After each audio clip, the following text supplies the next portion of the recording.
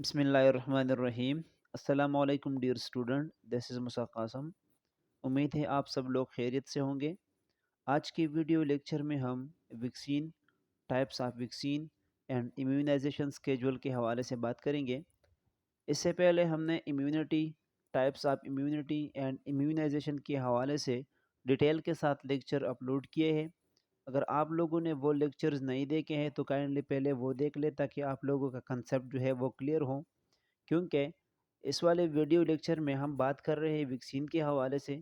तो वैक्सीन हम यूज़ करते हैं इम्यूनिटी के बूस्टर के लिए, इम्यूनिटी के स्ट्रेंथ के लिए।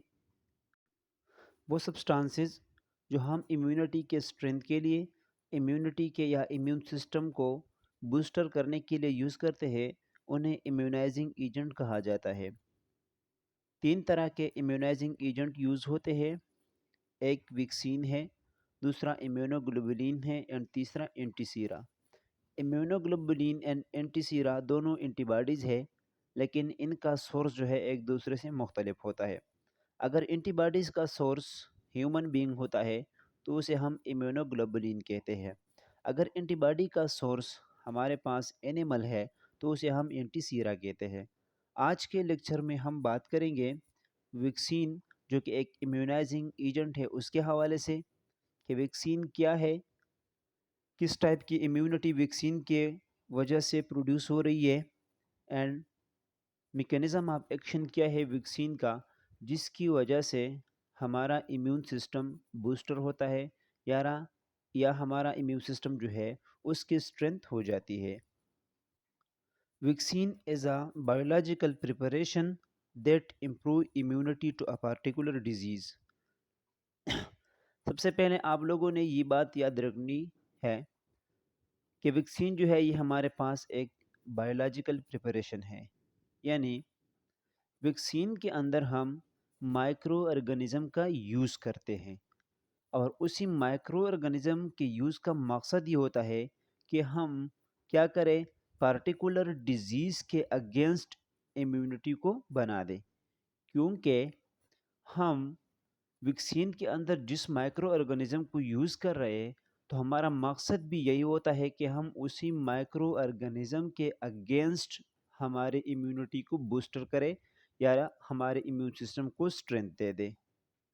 A vaccine typically contain an agent, जिस तरह मैंने पहले बात की कि वैक्सीन के अंदर हमारे पास क्या होता है, एजेंट होता है that resemble a disease causing micro organism, जो कि एक्चुअल में डिजीज काज करने वाले माइक्रो ऑर्गेनिज्म की तरह होता है। यानी ये हमारे पास माइक्रो ऑर्गेनिज्म है, लेकिन उसी माइक्रो ऑर्गेनिज्म के साथ हमने लेबॉर्ट्री में कुछ चेंजेस की है, और उन्हीं चेंजेस की वजह से ये वैक्सीन के अंदर जो एजेंट मौजूद है, ये उसी माइक्रो ऑर्गेनिज्म की तरह दिखता है जो हकीकत में बीमारी काज करता है। And is often made from weakened or killed form of the microbe.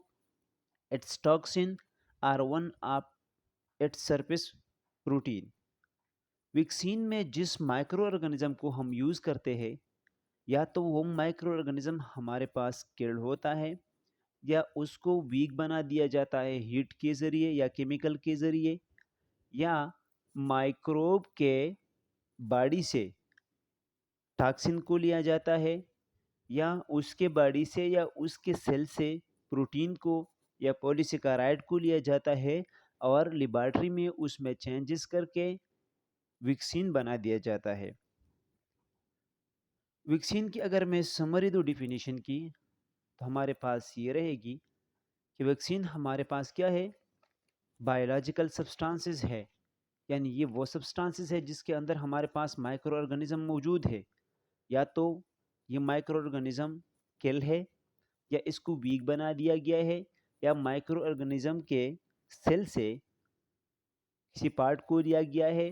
वो पार्ट हमारे पास टॉक्सिन भी हो सकता है, प्रोटीन भी हो सकता है, पॉलीसेकेराइड भी हो सकता है। ठीक है, इसको लैब में मॉडिफाई किया गया है, एंड लैब में मॉडिफिकेशन के बाद इसको इस तरह से बना दिया गया है कि अगर हम इंडिविजुअल के बॉडी में इसको एडमिनिस्टर करेंगे, तो इंडिविजुअल के बॉडी में जाने के बाद ये इंडिविजुअल के बॉडी में मौजूद डिफेंस सिस्टम, जिसको हम इम्यून सिस्टम कहते हैं, उसको स्टिमुलेट करेगा।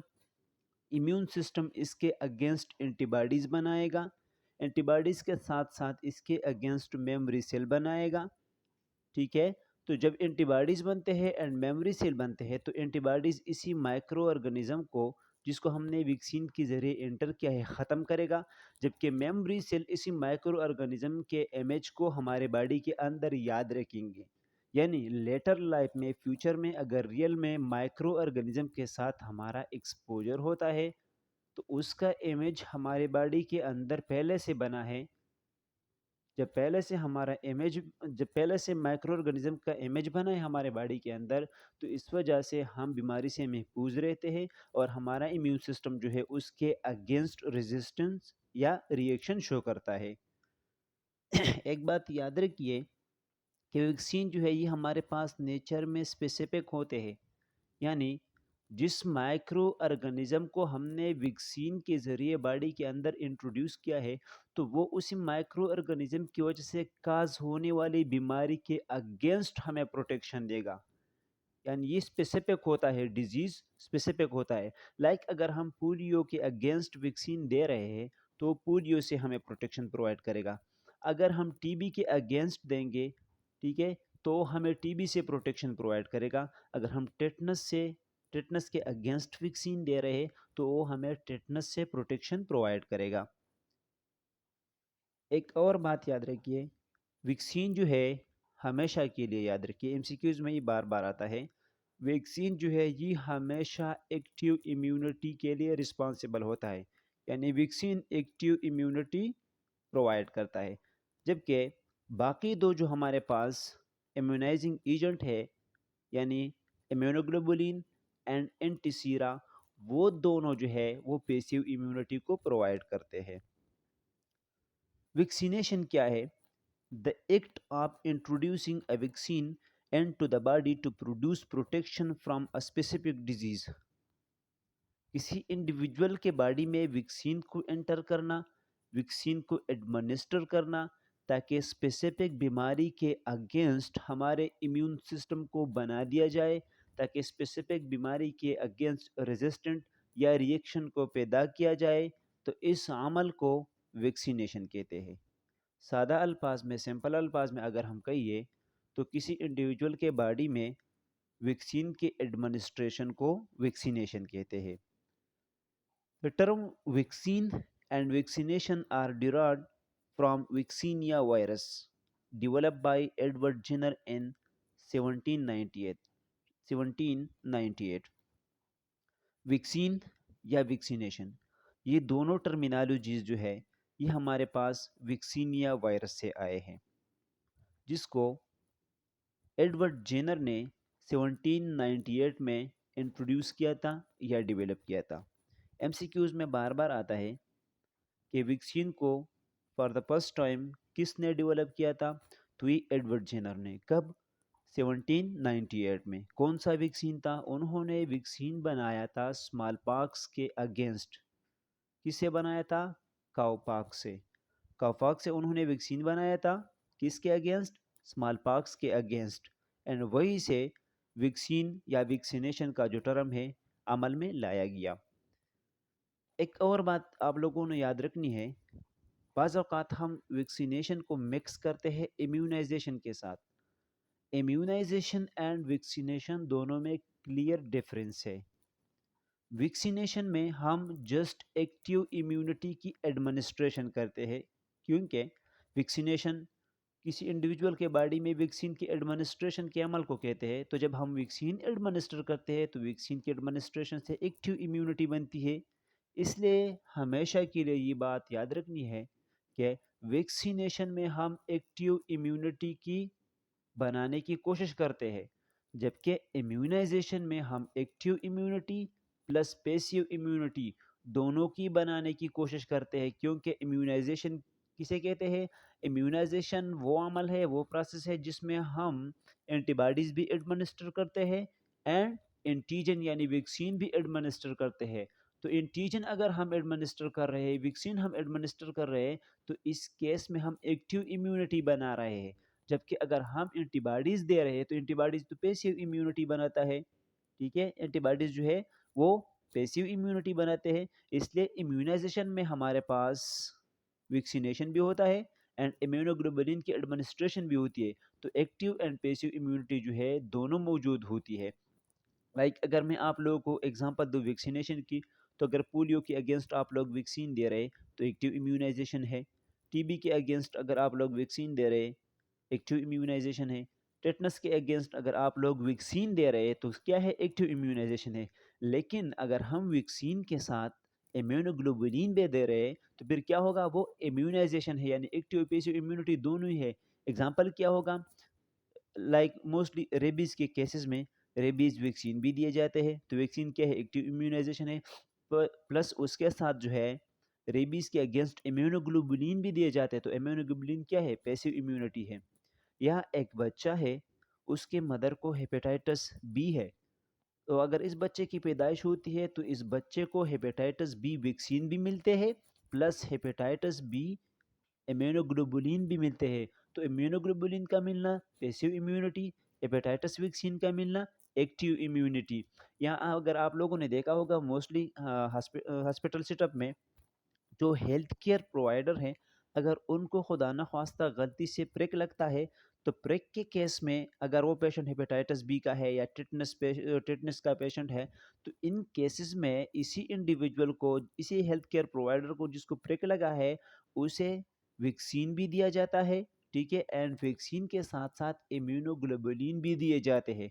तो वैक्सीन प्लस इम्यूनोग्लोबुलिन यानी एक्टिव प्लस पैसिव इम्यूनिटी, इसलिए इसे हम क्या कहते हैं, इम्यूनाइजेशन कहते हैं। टाइप्स ऑफ वैक्सीन वैक्सीन के कौन से टाइप्स हैं, ठीक है?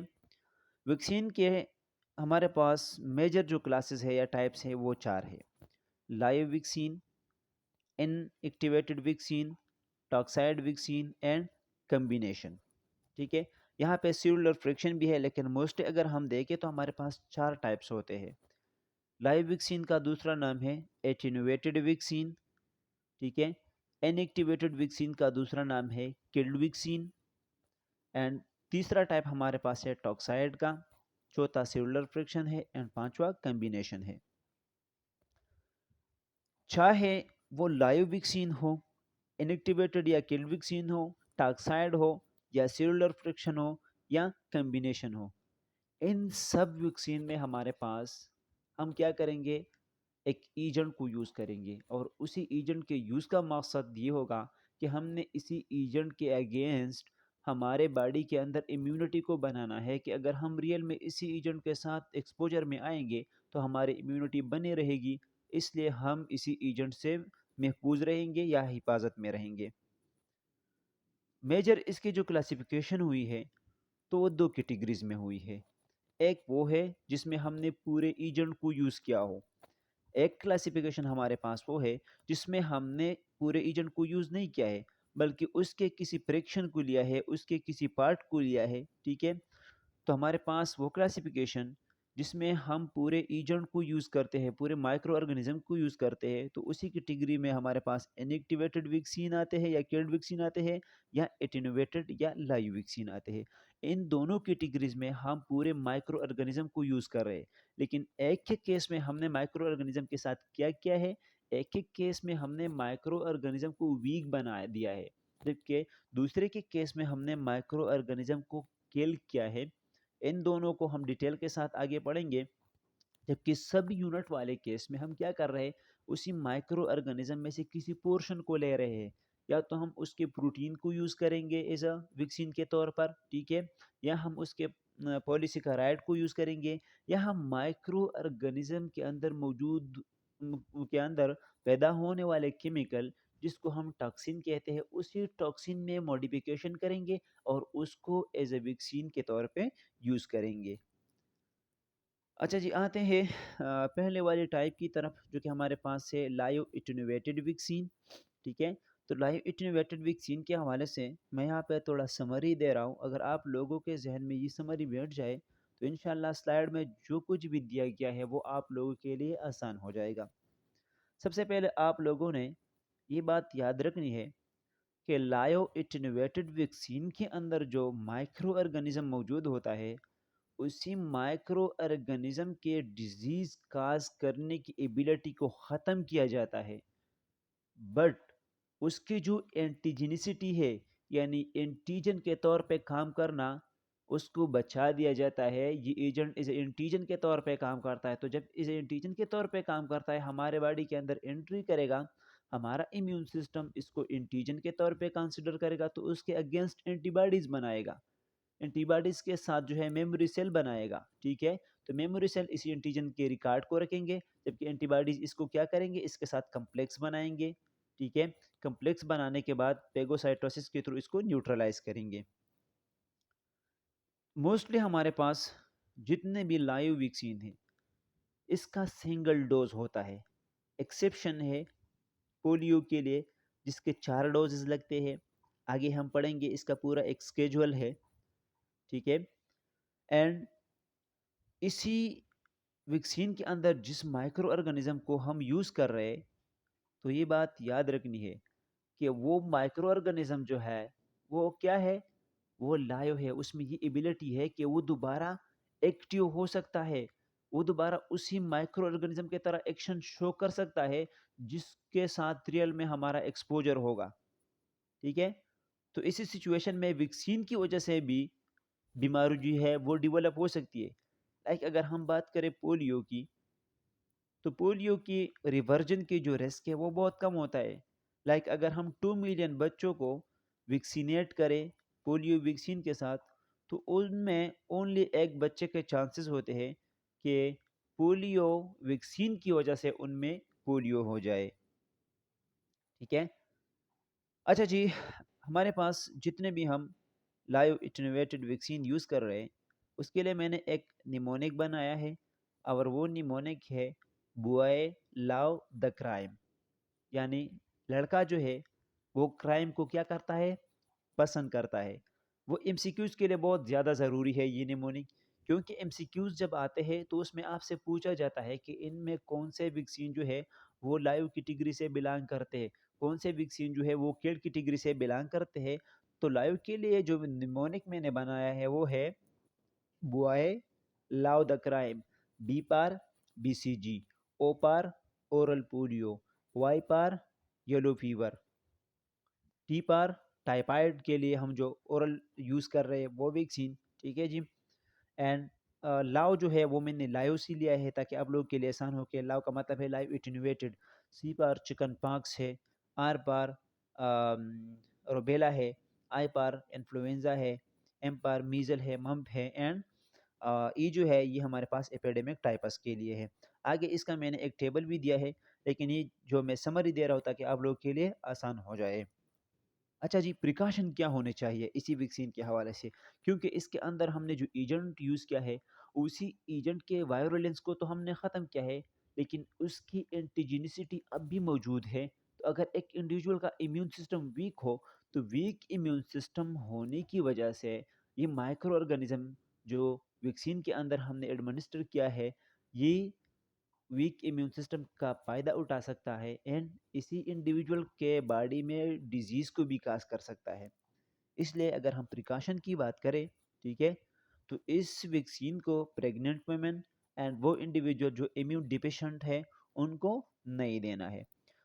दूसरी बात, अगर लाइव वैक्सीन के 2 वैक्सीन देने हैं, ठीक है, तो उन दोनों वैक्सीन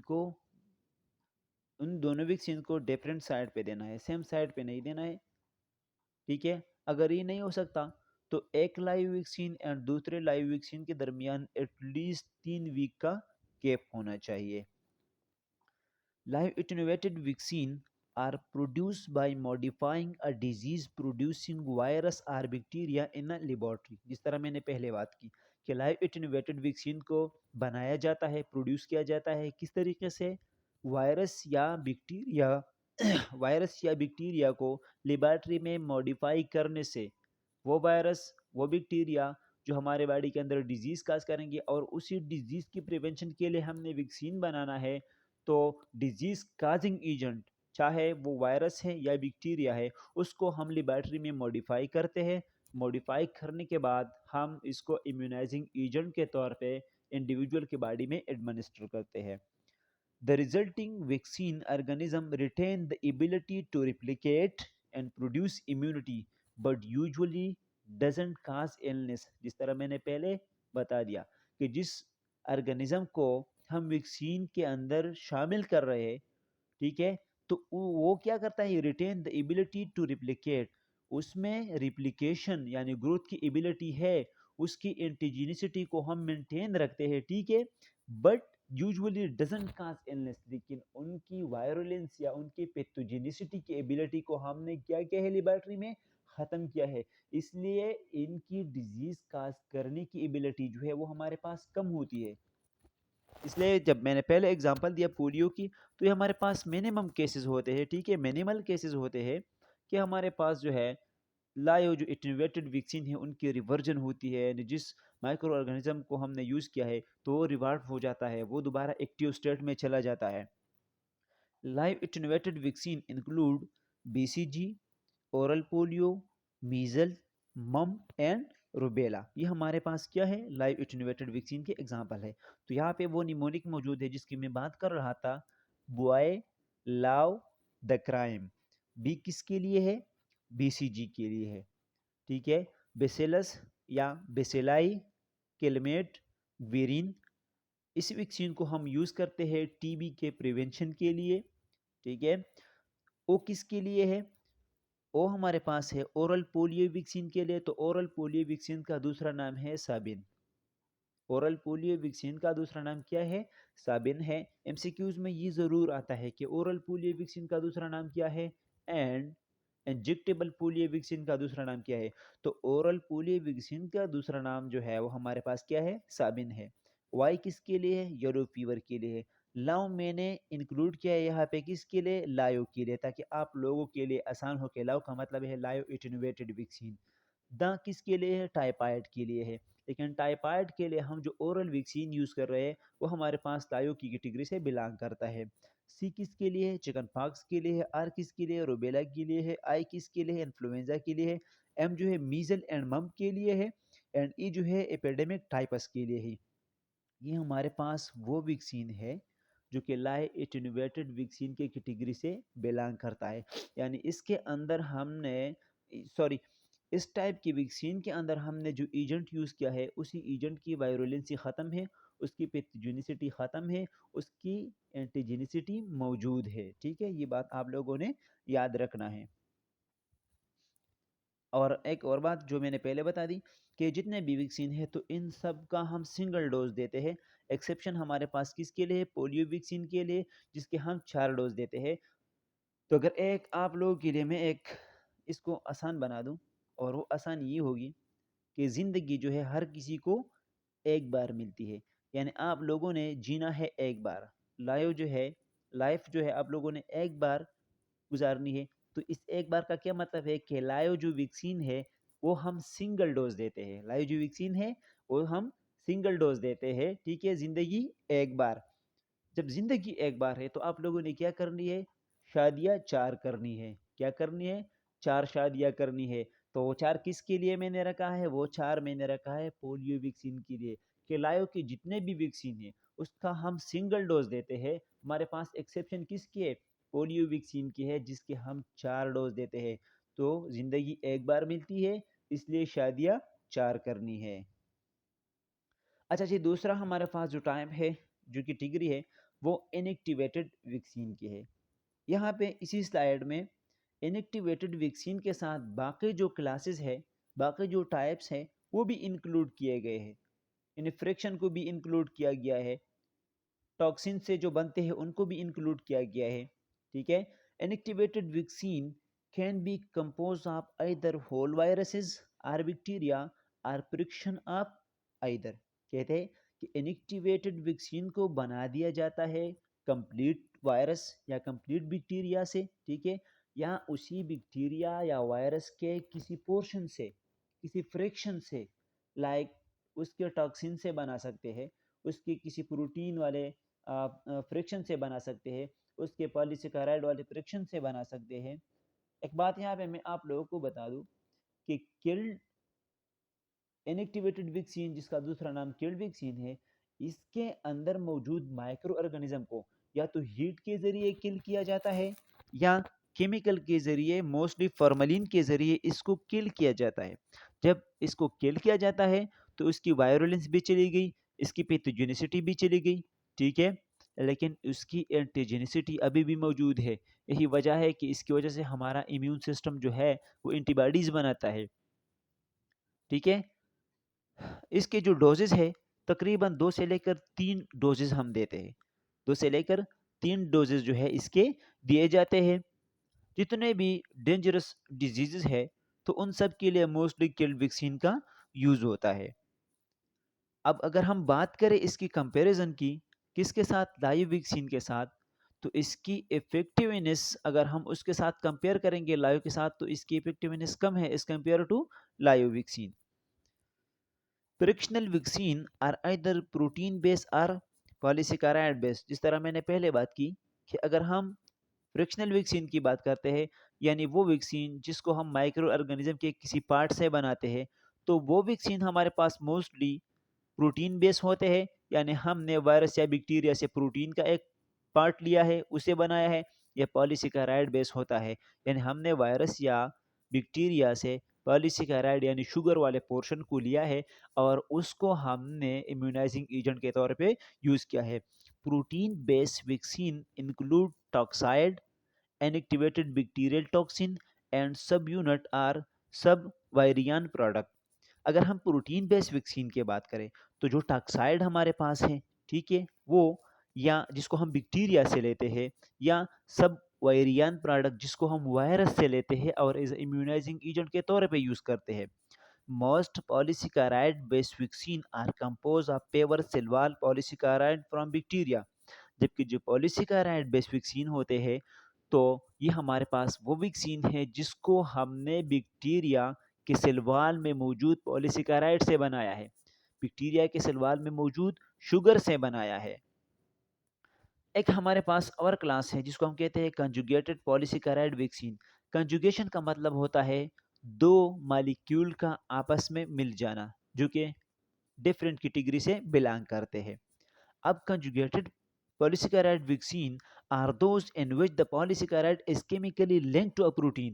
ये ऐसे वैक्सीन होते हैं जिसमें हम माइक्रो ऑर्गेनिज्म में मौजूद प्रोटीन को भी उठाते हैं, ठीक है, और उसी माइक्रो ऑर्गेनिज्म में मौजूद पॉलीसेकेराइड को यानी शुगर को भी उठाते हैं।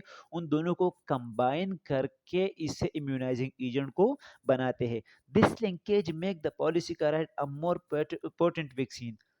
अगर हम बात करें इसी लिंकेज की यानी उसी इसी कम्बिनेशन की जिसमें हमने प्रोटीन को कंबाइन किया है पॉलीसेकेराइड के साथ, तो इसका फ़ायदा ये होता है कि इम्यूनाइजिंग एजेंट को जो हम बनाते हैं तो उसकी पोटेंसी या उसकी इफिकेसी कारकर्दगी वो ज़्यादा अच्छी होती है इस कंपेयर टू सेपरेट या अकेले इम्यूनाइजिंग एजेंट की। Inactivated vaccine include pertussis, influenza, hepatitis B etcetera. ये हमारे पास एग्जाम्पल है। एग्जाम्पल के लिए अलग मैंने एक टेबल को ऐड किया है, ठीक है, जिसके लिए निमोनिक हमारे पास है जापान की खैर। जापान की खैर में जापान जो है ये जापानीज एंसेफेलाइटिस के लिए की जो है ये किल्ड पोलियो वैक्सीन के लिए, तो किल्ड पोलियो वैक्सीन का नाम याद रखिए, दूसरा नाम है साल्क, ठीक है। एमसीक्यूज में ये बहुत बार आता है, ठीक है, कि किल्ड पोलियो वैक्सीन का दूसरा नाम क्या है, तो किल्ड पोलियो वैक्सीन का दूसरा नाम हमारे पास साल्क है। के केएफडी के लिए है, H for hepatitis B, I for influenza, R for rabies. इसके अलावा, ठीक है, इसके अलावा 3 और बीमारियां हैं जो कि आप लोगों ने याद रखनी है। उसके लिए हम जो वैक्सीन यूज़ कर रहे हैं वो वैक्सीन किल्ड वैक्सीन के कैटेगरी से बिलोंग करते हैं। एक है मेनिंजाइटिस, ठीक है जी, मेनिंजाइटिस है। दूसरा उसके साथ परटूसिस, ठीक है, परटूसिस जो है इसके लिए भी हम किल्ड वैक्सीन का यूज़ करते हैं। एंड सबसे बढ़कर जो कालरा है, कालरा के लिए भी जो वैक्सीन यूज़ होता है उसी वैक्सीन का ताल्लुक हमारे पास किल्ड वैक्सीन के कैटेगरी से है।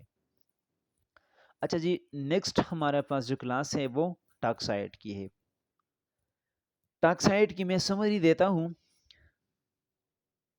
बास माइक्रो ऑर्गेनिज्म ऐसे होते हैं कि वो सर्टन केमिकल को रिलीज करते हैं, ठीक है, और उसी केमिकल की वजह से इंडिविजुअल के बॉडी के अंदर बीमारी शुरू हो जाती है या बीमारी काज होती है, तो हमारा टारगेट ये होता है कि हमने माइक्रो ऑर्गेनिज्म के उसी केमिकल को ख़त्म करना है, क्योंकि बीमारी उसी केमिकल की वजह से पैदा हो रही है।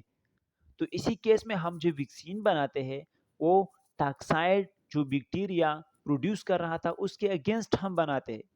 बैक्टीरिया दो तरह के टॉक्साइड प्रोड्यूस करता है क्लासिफिकेशन की बेस पे। जो ग्राम पॉजिटिव बैक्टीरिया है वो एक्सोटॉक्सिन को रिलीज करता है, ठीक है। एंड ग्राम नेगेटिव बैक्टीरिया जो है वो भी एक्सोटॉक्सिन को रिलीज करता है। जबकि दूसरी कैटेगरी है टॉक्सिन की जिसको हम एंडोटॉक्सिन कहते हैं। Endotoxin only gram negative bacteria की वजह से रिलीज होती है। एक्सोटॉक्सिन जो है ये तब रिलीज होता है जब बैक्टीरिया जिंदा हो, यानी बैक्टीरिया जिंदा होता है उस टाइम पे वो उसको रिलीज करता है। और ये बैक्टीरिया का एक तरह से हमारे पास सिक्रेटरी प्रोटीन होता है। जिस तरह हमने पहले वाले स्लाइड में बात की कि टॉक्साइड हमारे पास कौन सी कैटेगरी से बिलोंग कर रहा था, प्रोटीन की कैटेगरी से बिलोंग कर रहा था, ठीक है।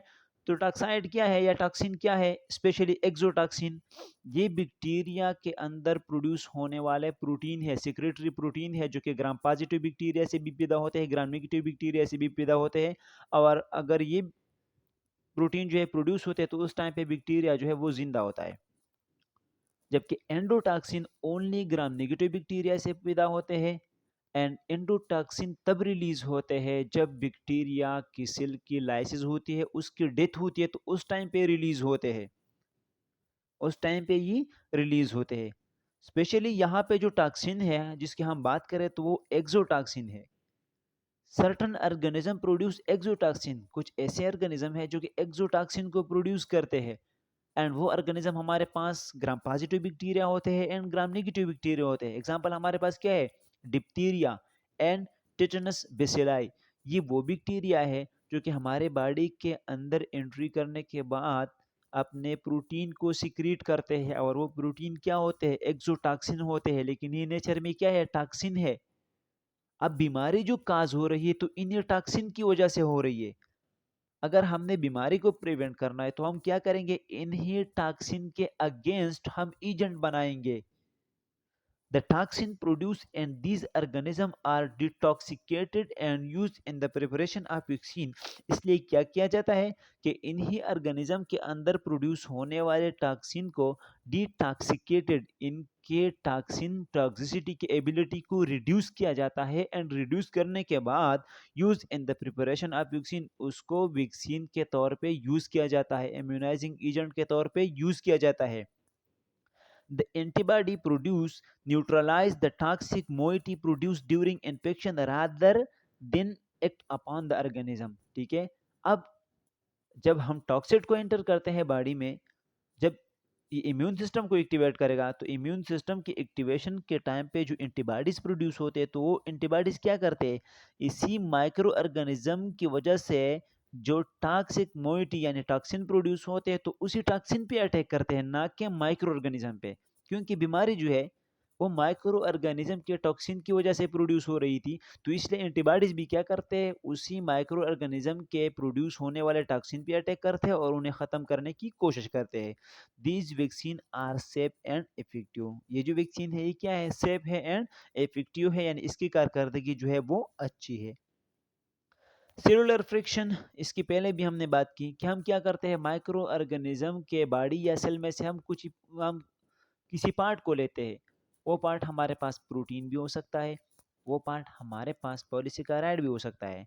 Some vaccine are prepare from extracted cellular friction, हम क्या करते हैं, बाज वैक्सीन है जिसको हम बनाते हैं किस तरीके से, हम बैक्टीरिया या वायरस के सेल से हम क्या करते हैं, किसी पोर्शन को एक्सट्रैक्ट करते हैं, निकालते हैं और उसको इम्यूनाइजिंग एजेंट यानी वैक्सीन में इस्तेमाल करते हैं। मिसाल के तौर पर meningococcal vaccine from the polysaccharide part of the cell wall, the pneumococcal vaccine from the polysaccharide contained in the capsule of the organism।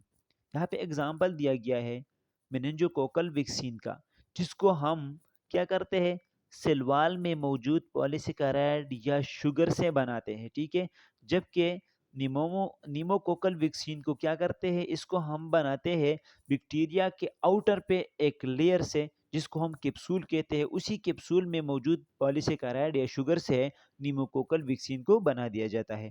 ये वैक्सीन भी हमारे पास क्या होते हैं, सेफ होते हैं, इफ़ेक्टिव होते हैं, इनकी कारकर्दगी भी अच्छी होती है। अच्छा जी, अब हम जा रहे हैं इम्यूनाइजेशन स्केड्यूल की तरफ, कि कौन से टाइम पे कौन सा वैक्सीन देना है, एक वैक्सीन के डोजेज़ कितने होंगे, इसका साइट ऑफ एडमिनिस्ट्रेशन क्या होगा, इस वैक्सीन की अगर हम बात करें तो कौन से कैटेगरी से ये बिलोंग करता है, लाइव वैक्सीन है, ठीक है, किल्ड वैक्सीन है, टॉक्साइड है, या हमारे पास कॉम्बिनेशन है। अच्छा जी, इसकी तरफ जाएँगे, लेकिन जिस तरह मैंने पहले बताया था कि हमारे पास मेजर जो है टाइप्स की 4 क्लासिफिकेशन हमने की थी, 4 टाइप्स हमने बताए थे कि हमारे पास लाइव एटेन्यूएटेड है, किल्ड है, टॉक्साइड है एंड कॉम्बिनेशन है। कॉम्बिनेशन हमारे पास उसी वैक्सीन को कहा जाता है जिसमें हम एक से ज़्यादा माइक्रो ऑर्गेनिज़्म के अगेंस्ट इस्तेमाल होने वाले एक से ज़्यादा माइक्रो ऑर्गेनिज़्म के लिए क्या करते हैं, इम्यूनाइजिंग एजेंट को इकट्ठा करते हैं। लाइक डीपीटी की अगर हम बात करें तो इसमें हम डिप्थीरिया, परटूसिस एंड टिटनस, जो कि 3 अलग बीमारियां हैं, उनके इम्यूनाइजिंग एजेंट को हम कंबाइन करके एक वैक्सीन बना रहे हैं। यहाँ एमएमआर की बात करें, मीजल मम्प्स रूबेला, तो मीजल मम्प्स एंड रूबेला, इनके लिए अलग अलग जो वैक्सीन है उनको कंबाइन करके हम क्या कर रहे हैं, एक एजेंट को बना रहे हैं, और सॉरी एक वैक्सीन को बना रहे हैं, इम्यूनाइजिंग एजेंट को, और इसको एडमिनिस्टर कर रहे हैं। तो इस किस्म की प्रिपरेशन को या इस किस्म के टाइप को क्या कहते हैं, कंबाइन या मिक्स वैक्सीन। इस वाले स्लाइड में मैंने सब कुछ ऐड किया है। अगर आप लोगों को इस वाले स्लाइड की समरी हो गई, इसकी मेमोराइजेशन हो गई, तो चैलेंज के साथ कहता हूँ कि आप लोगों के लिए इम्यूनाइजेशन का स्केड्यूल इंतहाई आसान रहेगा, क्योंकि इस वाले स्लाइड में मैंने इंक्लूड किया है कि एक वैक्सीन को कितनी बार देना है, किस टाइम पे वैक्सीन को देना है, ठीक है। तो अगर आप लोगों को ये याद रहेगा तो ज़ाहिरी बात है, इसकी याद होने की वजह से आपके लिए इम्यूनाइजेशन स्केड्यूल जो है वो भी इजी हो जाएगा। क्योंकि इम्यूनाइजेशन स्केड्यूल क्या है, इम्यूनाइजेशन स्केड्यूल का मतलब होता है कि कौन से टाइम पे कौन से वैक्सीन को बच्चे को या मदर को देना है। यहाँ पे टाइप्स ऑफ वैक्सीन मैंने इंक्लूड किए हैं, कितने बार इसको दिया जाता है, किस टाइम दिया जाता है। ओपीवी, जिसको हम ओरल पोलियो वैक्सीन कहते हैं। ओरल पोलियो वैक्सीन के हमारे पास टोटल कितने डोजेज होते हैं, 4 डोजेज होते हैं, ठीक है। 4 डोजेज में से पहला डोज हम कब देते हैं, बर्थ के टाइम पे, ठीक है। सेकंड डोज 6 वीक पे मिलता है, थर्ड डोज 10 वीक पे मिलता है, एंड जो चौथा डोज है वो 14 वीक पे मिलता है, ठीक है। इसकी बात खत्म हो गई, आगे डिटेल के साथ मौजूद है। ओरल पोलियो वैक्सीन का दूसरा नाम क्या है, एमसीक्यूज में आता है, तो हमारे पास है साबिन। अच्छा जी, नेक्स्ट हमारे पास है पेंटावेलेंट।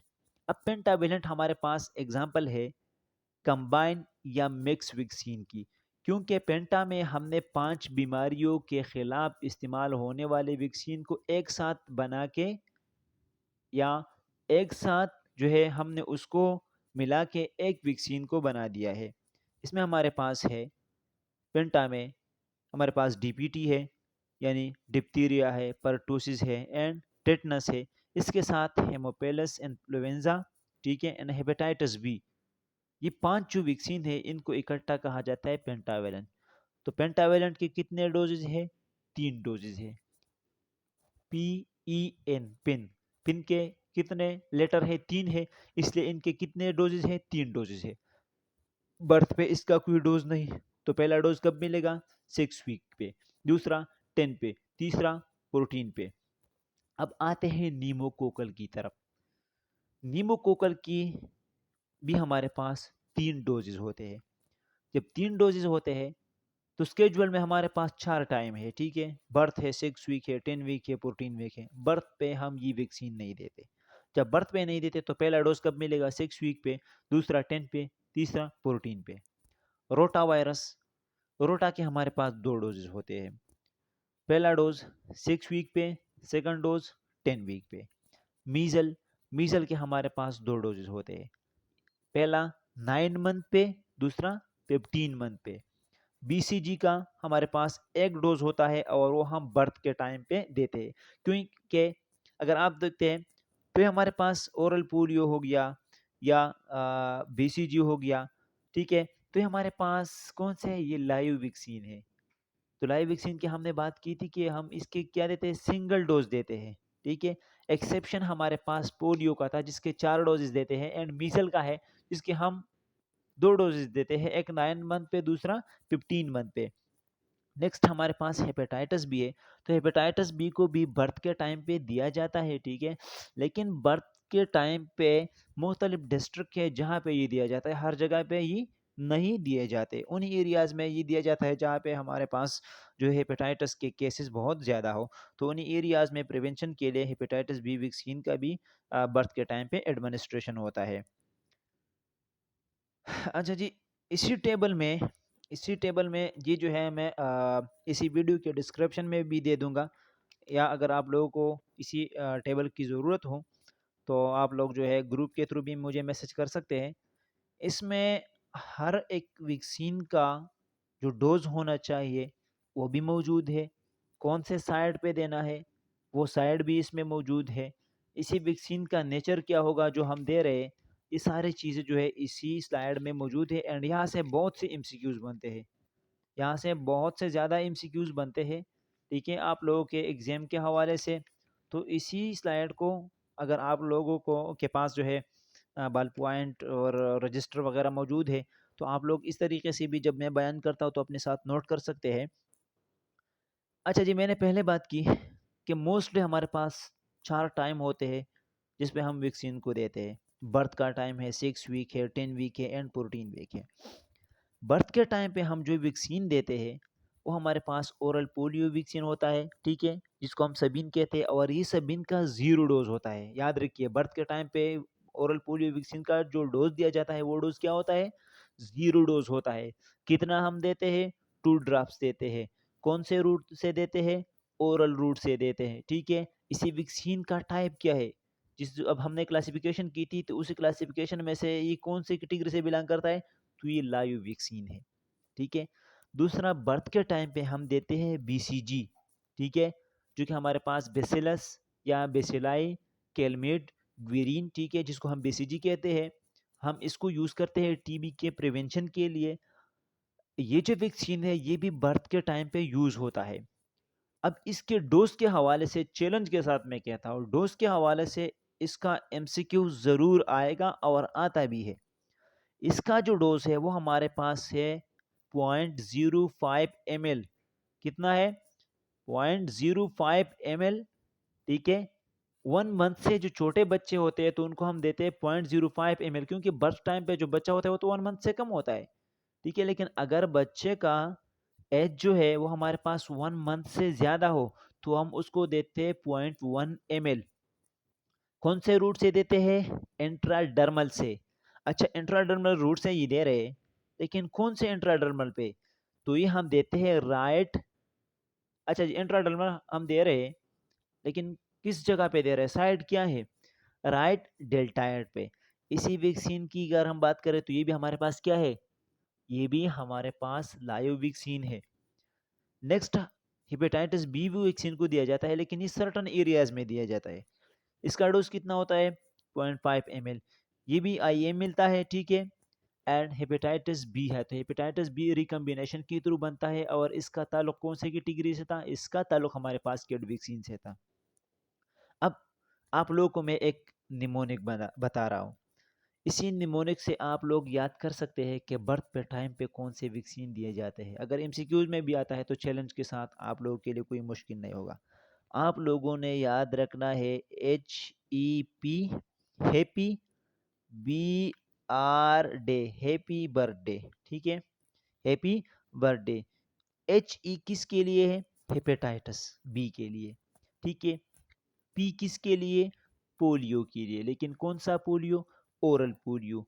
बी किसके लिए, बीसीजी के लिए। बीसीजी हम किस तरह से देते हैं, राइट, कहाँ पे, डेल्टाइड पे। एंड डी से आप इंट्राडर्मल भी निकाल सकते हैं कि बीसीजी वैक्सीन को हम देते हैं इंट्राडर्मल, कौन से रूट, कौन से साइड पे, राइट डेल्टाइड पे, ठीक है। तो हैप्पी बर्थडे आप लोगों ने याद रखना है। हैप्पी बर्थडे से आप लोगों के वो वैक्सीन आप लोगों के लिए आसान हो जाएंगे जिसको हम बर्थ के टाइम पे देते हैं। अब चलते हैं 6 वीक की तरफ। तो हमने पहले बात की थी कि पोलियो के हमारे पास 4 डोजेज होते हैं। पहला डोज बर्थ के टाइम पे हो गया। अब इसके बाद जो डोज आएगा वो हम देंगे 6 वीक पे। 6 वीक पे बच्चे को जो डोज मिलता है उसे ओरल पोलियो 1 कहा जाता है। कितना डोज होगा? 2 ड्रॉप्स होंगे। कौन से रूट से देंगे? ओरल रूट से देंगे। ठीक है, वैक्सीन का खासियत क्या है? लाइव वैक्सीन है। इसके साथ पेंटावेलेंट भी दिया जाता है। तो पेंटावेलेंट की मैंने पहले बात की कि इसमें हमारे पास 5 वैक्सीन की कम्बिनेशन है। DPT, hepatitis B, haemophilus influenza type B. अच्छा जी, इसका डोज भी हमारे पास कितना होता है? 0.5 ml। कौन से रूट से देते हैं? IM रूट से देते हैं। अब यहाँ पे भी मैं आप लोगों को एक निमोनिक बता रहा हूँ। इसी निमोनिक से आप लोगों के लिए आसान होगा कि अगर साइट की बारे में एमसीक्यूज आता है कि पेंटावेलेंट हम कौन से साइट से देते हैं, तो आप लोगों के लिए इजी होगा। आप लोगों ने देखा होगा कि जब भी हमारे जेब में पेन होता है तो हम उसको जब निकालते हैं तो राइट हैंड से निकालते हैं। ठीक है, तो पेन को हम कौन से हैंड से निकालते हैं? राइट से। ठीक है, किससे? राइट से। तो पेंटावेलेंट को हम देते हैं राइट। ठीक है, interior literal aspect of right Thai, या आप लोग अपनी तरफ से भी निमोनिक बना सकते हैं। लाइक जो है पेंट का राइट जेब, आपके पेंट का राइट जेब, तो पेंट के राइट जेब यानी आपके interior lateral aspect of right thigh में जो वैक्सीन IM दिया जाता है वो कौन सा वैक्सीन होता है? पेंटावेलेंट होता है। अब आते हैं इसी वैक्सीन के बारे में जो कि हमारे पास मिक्स या कंबाइंड कैटेगरी से बिलोंग करता है। इसके अंदर हर एक इंडिविजुअल की बात करें तो डिप्थीरिया एंड टिटनस के लिए अगर हम कहते हैं तो ये हमारे पास टॉक्साइड है। तो ये परटूसिस किल्ड वैक्सीन से बिलोंग करता है। हेमोपेलस इन्फ्लुएंजा हेपेटाइटिस बी, ये भी किल्ड से बिलोंग करते हैं, लेकिन ये दोनों हमारे पास हेमोपेलस इन्फ्लुएंजा जो है, ठीक है, टाइप बी कंजुगेट है। कंजुगेट का मतलब प्रोटीन एंड पॉलीसेकेराइड का कम्बिनेशन है, जबकि हेपेटाइटिस बी को हम बनाते हैं रिकम्बिनेंट DNA टेक्नोलॉजी के जरिए से। इसी टाइम पे एक और वैक्सीन को भी दिया जाता है 6 वीक पे, और वो है नीमोकोकल। नीमोकोकल का पहला डोज यहाँ से शुरू हो गया। ठीक है, इसका भी वही डोज है 0.5 ml, एडमिनिस्ट्रेशन IM है। अब यहाँ पे मैं आप लोगों को एक और भी इसको आसान बनाने की कोशिश करता हूँ। नीमोकोकल के एंड में क्या है? एल मौजूद है। क्या मौजूद है? एल मौजूद है। तो अगर MCQs आता है ये हम कौन से साइड पे देते हैं? तो antero lateral aspect of left thigh. ठीक है, कौन सा है? एल पर लेफ्ट, यानी ये हम दे रहे थे जो पेंटावेलेंट था राइट साइड पे दे रहे थे, इसको हम दे रहे हैं लेफ्ट साइड पे। लेफ्ट साइड आप लोगों को किस तरह से याद रहेगा? नीमोकोकल के आखिर में क्या है? एल है। ठीक है, तो इससे याद रखिए। रोटा का डोज हमारे पास है 1.5 ml, ओरल हम देते हैं। ठीक है, ये भी हमारे पास लाइव वैक्सीन है। तो रोटा रूटी, रूटी हम किस रूट से खाते हैं? ओरल रूट से खाते हैं ना, तो रोटा पर रूटी, रूटी कौन से रूट से खाते हैं? ओरल रूट से। ठीक है, डोज कितना होगा? 1.5 ml। अब चलते हैं 10 वीक की तरफ। तो 10 वीक पे जो पोलियो वैक्सीन मिलता है वो सेकंड डोज होगा, 2 ड्रॉप्स होंगे, ओरली देंगे, लाइव वैक्सीन है। ठीक है, पेंटा का दूसरा डोज भी इस टाइम पे मिलेगा, 0.5 ml होगा, IM होगा। इंटीरियर लेटरल एस्पेक्ट आप राइट थाई होगी। निमोकोकल का भी दूसरा डोज मिलेगा 0.5 ml, IM लेटरल एस्पेक्ट आप लेफ्ट, इंटीरियर लेटरल एस्पेक्ट आप लेफ्ट थाई होगा। रोटा का दूसरा डोज यहाँ पे मिलेगा, ओरली देंगे। ठीक है, 1.5 ml। 14 वीक पे पोलियो का तीसरा डोज। ठीक है, अब यहाँ पे 14 वीक पे बच्चे को इंजेक्टेबल पोलियो वैक्सीन भी मिलता है, जिसको हम क्या कहते हैं? साल्क कहते हैं।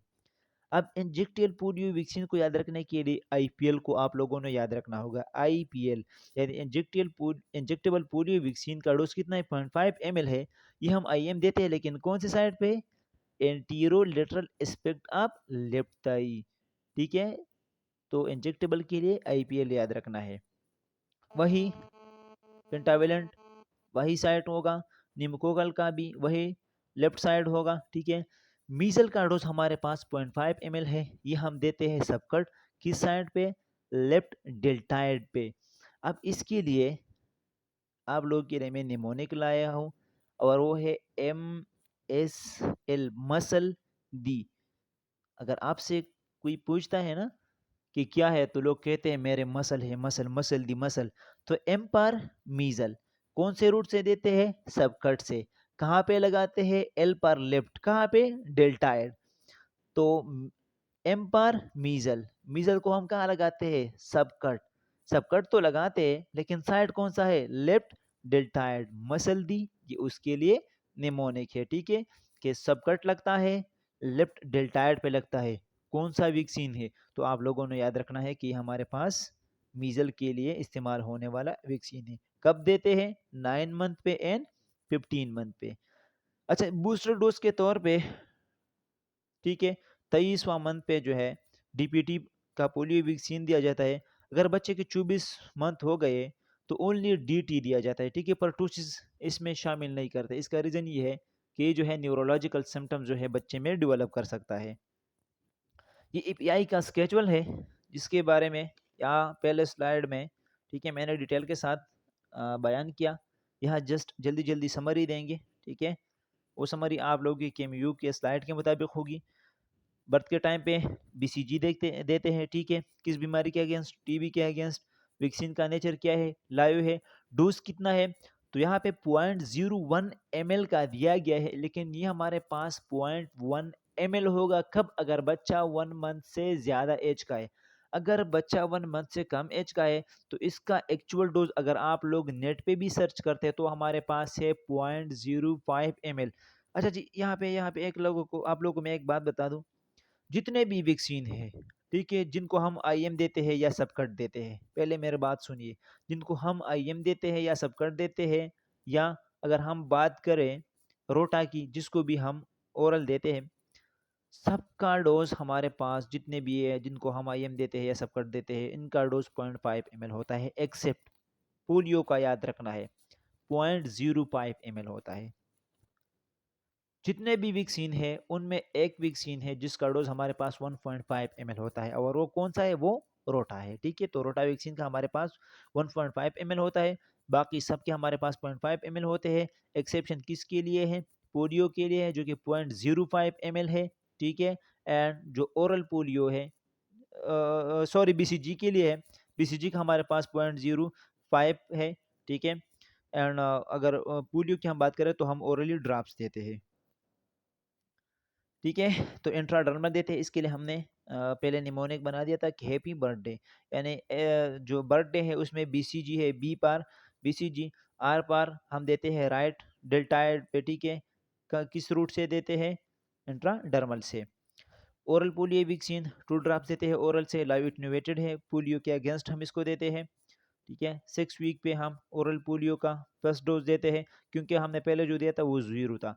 पोलियो के अगेंस्ट है, लाइव इन्यूवेटेड है, 2 ड्रॉप्स है, ओरली देते हैं।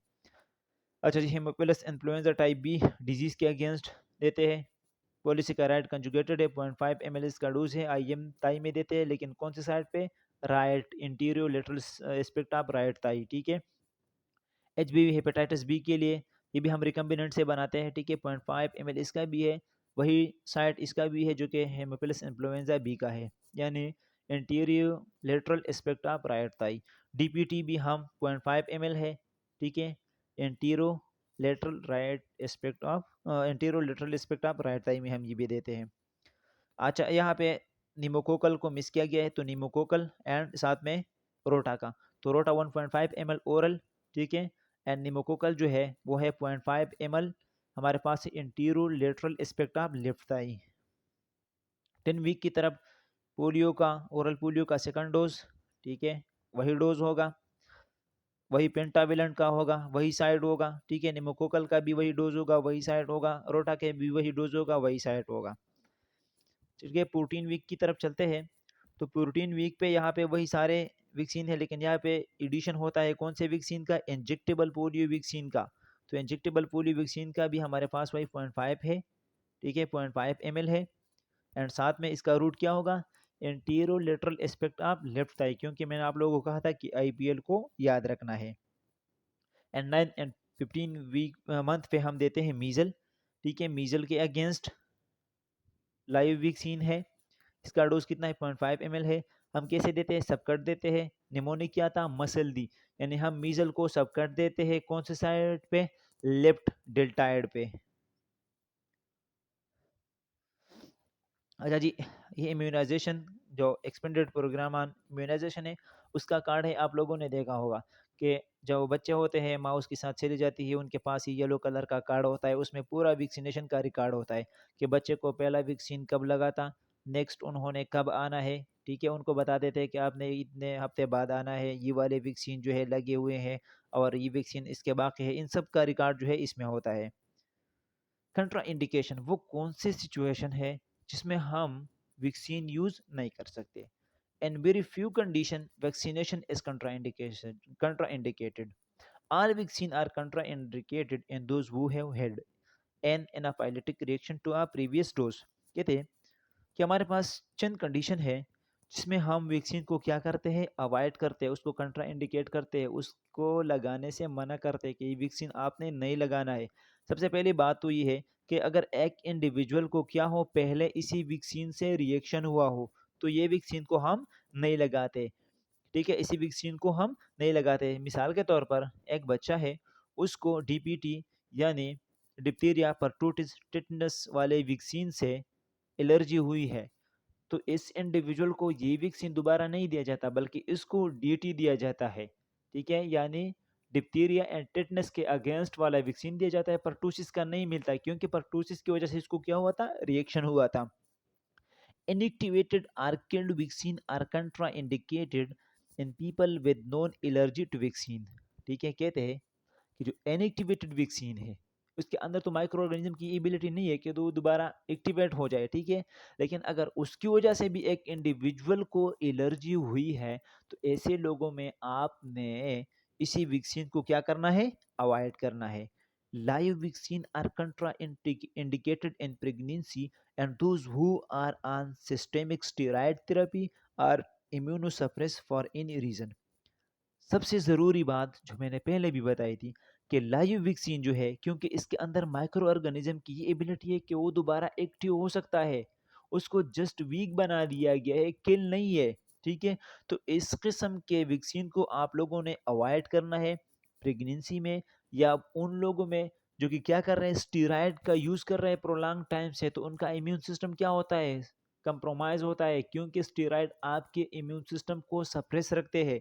या अगर वो लोग हैं वो इम्यूनोसप्रेसेंट यूज़ कर रहे हैं, वो ड्रग्स जो कि उनके इम्यून सिस्टम को सप्रेस कर रहे हैं, मे बी इसका कोई भी रीज़न हो सकता है, लाइक अगर उन्होंने कोई ट्रांसप्लांट वगैरह की है, ठीक है, और उसी ट्रांसप्लांट को बचाने के लिए इम्यून सिस्टम को सप्रेस करके रखा है उन्होंने, तो इस तरह के लोगों में लाइव वैक्सीन को अवॉइड करेंगे। रीज़न क्या है, रीज़न ये है कि हमने जिस एजेंट को एंटर किया है उसकी एबिलिटी है कि वो एक्टिव हो जाए, और एक्टिव होने की वजह से हमने तो उसको डिजीज़ के प्रिवेंशन के लिए एंटर किया था, वो डिजीज़ काज कर सकता है। Avoid during acute febrile illness, ऐसे कंडीशंस में जिनमें हॉस्पिटलाइजेशन, लाइक अगर हम बच्चे की बात करें, सीवियर एल है और सीवियर इलनेस की वजह से उसकी हॉस्पिटलाइजेशन हो सकती है, तो इन्हीं सिचुएशन में आप लोगों ने क्या करना है, आप लोगों ने वैक्सीनेशन को अवॉइड करना है। या एक बच्चा है, ठीक है, जिसको एड्स है, जिसको क्या है, एड्स है, एड्स पॉजिटिव है, तो ऐसे बच्चों को बीसीजी वैक्सीन भी नहीं दिया जाता, ठीक है। अक्सर पूछते हैं कि वो बच्चे जिनको एड्स होता है तो उनको बीसीजी वैक्सीन क्यों नहीं देते। इसका रीज़न ये है कि बीसीजी हमारे पास लाइव वैक्सीन है, इसके अंदर मौजूद माइक्रो ऑर्गेनिज्म में ये एबिलिटी है कि वो दोबारा एक्टिव हो सकता है।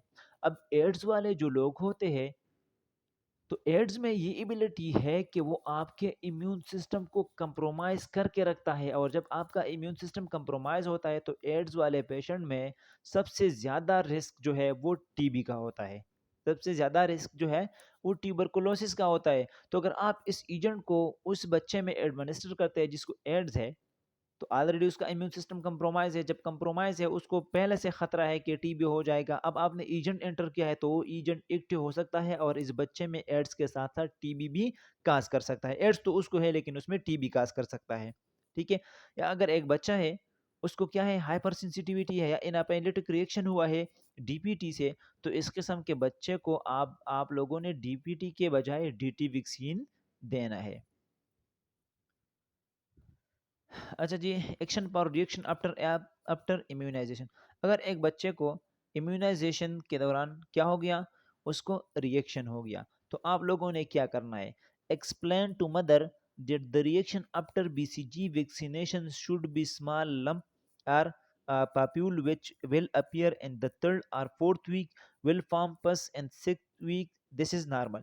पहले तो आप लोगों ने स्पेशली बीसीजी वैक्सीन के हवाले से मदर को बताना है, ठीक है, कि जब वैक्सीन की एडमिनिस्ट्रेशन होगी तकरीबन 5 मिनट से लेकर 1 घंटे के अंदर उसी एरिया पे एक व्हील बन जाता है, ठीक है।